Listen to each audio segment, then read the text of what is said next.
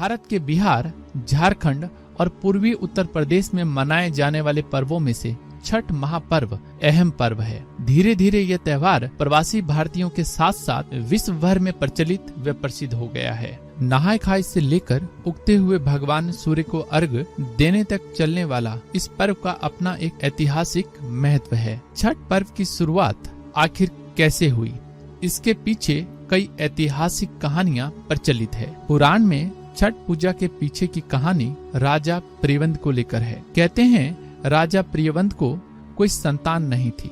तब महर्षि कश्यप ने पुत्र की प्राप्ति के लिए यज्ञ कराकर प्रियव्रत की पत्नी मालिनी को याहुति के लिए बनाई गई खीर दी।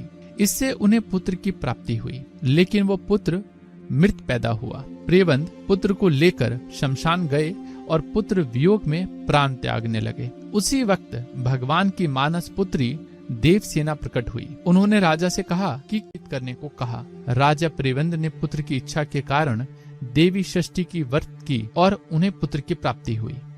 कहते हैं यह पूजा कार्तिक शुक्ल की षष्ठी को हुई थी और तभी से यह छठ पूजा होती है। इस कथा के अलावा एक कथा राम सीता जी से भी जुड़ी हुई है। पौराणिक कथाओं के मुताबिक जब राम सीता 14 वर्ष के वनवास के बाद अयोध्या लौटे थे तो रावण वध के पाप से मुक्त होने के लिए उन्होंने ऋषि मुनियों के आदेश पर राजसूय यज्ञ करने का फैसला लिया।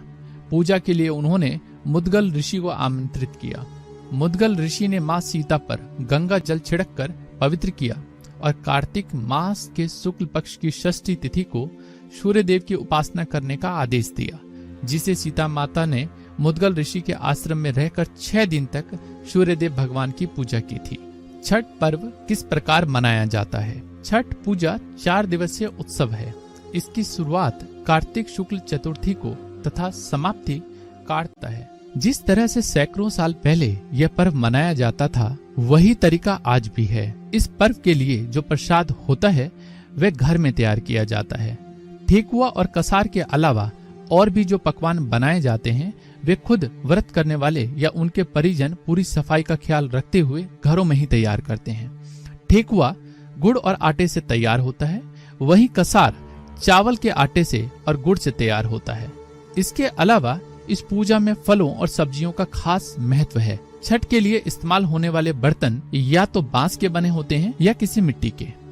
ये तमाम चीजें इको फ्रेंडली हैं। शाम को पूरी तैयारी और व्यवस्था कर बांस की टोकरी में अर्घ्य का सूप सजाया जाता है और व्रती के साथ परिवार तथा पड़ोस के सारे लोग सूर्य को अर्घ्य देने घाट की ओर चल पड़ते हैं। सभी छठव्रती एक नियत तालाब या नदी के किनारे इकट्ठा होकर सामूहिक रूप से अर्घ्य दान संपन्न करते हैं। सूर्य को जल और दूध का अर्घ्य दिया जाता है।